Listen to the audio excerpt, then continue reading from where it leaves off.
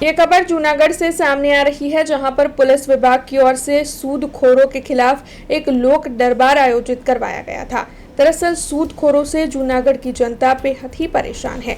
ऐसे में पुलिस विभाग की ओर से इस मामले के मद्देनजर लोक दरबार आयोजित करवाया गया था, जिस दौरान जूनागढ़ के लोग बड़ी तादाद में वहां पर मौजूद रहे थे। तो वहीं पुलिस विभाग की ओर से लोन मेले का आयोजन भी इस दौरान करवाया गया था, जिसके तहत लोगों को धंधे रोजगार के लिए बैंक लोन आसानी से मिल सके, ऐसी व्यवस्था करवाई गई थी। तब आपको बता दें कि इस बारे में जूनागढ़ के रेंज आईजी नीलेश भाई झांझड़िया ने ज्यादा जानकारी दी। जूनागढ़ हेडक्वार्टर खाते પોલીસ અધિક્ષક શ્રી અને તમામ નાયબ પોલીસ અધિક્ષક શ્રીઓ સાથે વ્યાજખોરીનો જે પ્રશ્ન છે એની અનુસંધાને લોકદરબારનું આયોજન કરવામાં આવેલ છે।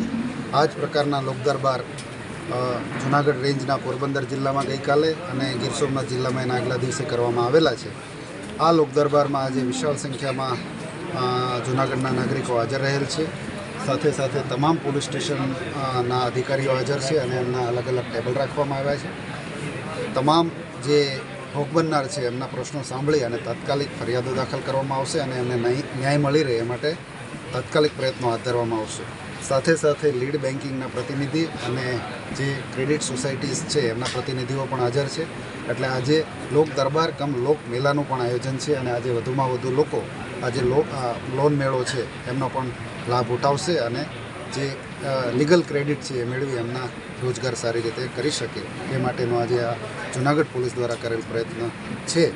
એના માટે હું તમામ એસપીશ્રી અને તમામ પોલીસ અધિક્ષકશ્રીઓ તથા તમામ પોલીસ કર્મચારીઓ અધિકારીશ્રીઓ અને અભિનંદન પાઠવું છું। લોકોને મેં મારા વક્તવ્યમાં જે અપીલ કરી કે કોઈ પણ એક્સ્ટ્રીમ સ્ટેપ ઉઠાવતા પહેલાં આપ પોલીસનો સંપર્ક કરો, પોલીસને એક ચાન્સ આપો અને સાથે સાથે જ્યારે પણ આપને ક્રેડિટની જરૂર પડે તો એ ક્રેડિટ ફક્ત ને ફક્ત સારા કાર્ય માટે લેવામાં આવે અને જે લીગલ ક્રેડિટ આપતી જે સોસાયટીઝ છે અને બેંકો છે એમની પાસેથી મેળવવામાં આવે એવી પણ મેં અપીલ કરી છે।